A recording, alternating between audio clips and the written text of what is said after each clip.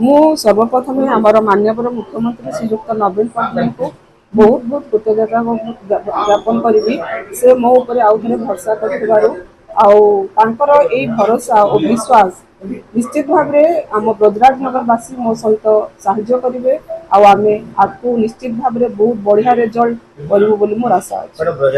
ନିର୍ବାଚନରେ ଆପଣ ବିପୁଳ ପରିମାଣ ଭୋଟରେ ବିଜୟୀ ହେଇଥିଲେ ଏବଂ ଅନେକ ସମୟ ଧରି ବ୍ରଜରାଜନଗର ବୁଲାବୁଲି କରିସାରିଛନ୍ତି। କେତେ ସୁହାଇବ ଏହି ନିର୍ବାଚନ?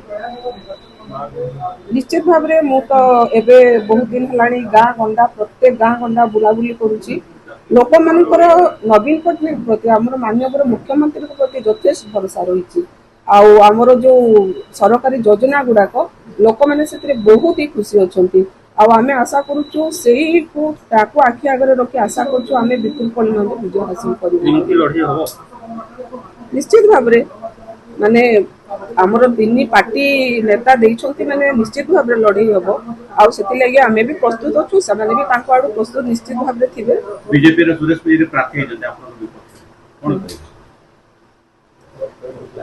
ବିଜେପିରୁ ଆମର ସୁରେଶ ପୂଜାରୀ ପ୍ରାର୍ଥୀ ହେଇଛନ୍ତି ନିଶ୍ଚିତ ଭାବରେ, କିନ୍ତୁ ଆମେ ଆମର ନିଶ୍ଚିତ ଭାବରେ ଆମ ପଟୁ ଆମେ ଦମ ଲଗେଇକି ଲଢିବୁ। ଗୋଟେ ବଡ ଲଢେଇ ଦେଖିବାକୁ ମିଳୁଛି। ଗୋଟେ ହେଭିୱେଟ ମାନେ ରହିଛନ୍ତି, କିଶୋର ପଟେଲ ରହିଛନ୍ତି, ସୁରେଶ ପୂଜା ରହିଛନ୍ତି, ଆପଣ ରହିଛନ୍ତି, କଣ କହିବେ କିପରି ଭାବରେ ଦେଖୁଛନ୍ତି ଲଢେଇକୁ? ମାର୍ଜିନ କହୁଛନ୍ତି ତ ନିଶ୍ଚିତ ଭାବରେ ଆମେ ମାର୍ଜିନ ବଢେଇବାକୁ ଚେଷ୍ଟା କରିବୁ। ଆମର କର୍ମୀ ମାନେ ବି ବହୁତ ଉତ୍ସାହିତ ଅଛନ୍ତି। ଆମର ଟୋଟାଲ ବ୍ରଜରାଜନଗର ବାସୀ ବହୁତ ଉତ୍ସାହିତ ଅଛନ୍ତି। ସେମାନେ ଆମର ନବୀନ ପଟ୍ଟନାୟକ ଆମର ମୁଖ୍ୟମନ୍ତ୍ରୀକୁ ବହୁତ ପସନ୍ଦ କରୁଛନ୍ତି। ତ ଆମେ ଆମ ନବୀନ ପଟ୍ଟନାୟକଙ୍କ ଲାଗି ଆଉ ଆମର ଯୋଉ ଏଇ ବର୍ଷ ଭିତରେ ଆମେ ମୋର ଏମଏଲଏ ହେବାର କେତେ ମାନେ 2 ବର୍ଷ ପ୍ରାୟ ପାଖାପାଖି ହେଇଛି। ଆମର ଯେତିକି କାମ ହେଇଛି ଆମ ବ୍ରଜରାଜନଗରରେ ନିଶ୍ଚିତ ଭାବରେ ଆମେ ଆଶା କରୁଛୁ ଯେ ଲୋକମାନେ ଆମକୁ ଭରସା କରିବେ ବୋଲି। ମୁଦ୍ଦା କଣ ରହିବ ବ୍ରଜରାଜନଗର ନିର୍ବାଚନରେ? ମୁଦ୍ଦା ରହିବ ଆମର ନିଶ୍ଚିତ ଭାବରେ ବେକାରୀ ସମସ୍ୟା। ଆଉ ଆମର ଯୋଉ ଆଡକୁ ଗଲେ ଗୋଟେ ସମସ୍ୟା କହୁଛନ୍ତି ପାଣି ସମସ୍ୟା, ସେଇଟା ବେରୋଜଗାରିଆ, ଏଇଟା ଆମ ନିଶ୍ଚିତ ଭାବରେ ଏଇ ମୁଦ୍ଦା ଗୁଡିକ ରହିବ ଆଗକୁ। ଏଇ ଯୋଉ ଲଖନପୁର ବ୍ଲକ ବିଭାଜନ ପାଇଁ ଗୋଟେ ଏବେ ଚାଲୁଛି ତା ଉପରେ କଣ କହିବେ?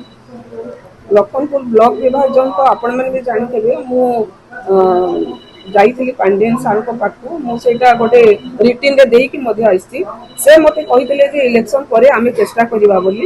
ନିଶ୍ଚିତ ଭାବରେ ମୁଁ ସେଇଟାକୁ ଏବେ ପ୍ରାଧାନ୍ୟ ରଖିକି ଆମେ କେମିତି ବ୍ଲକ ବିଭାଜନ ହେଇପାରିବ ଚେଷ୍ଟା କରିବୁ।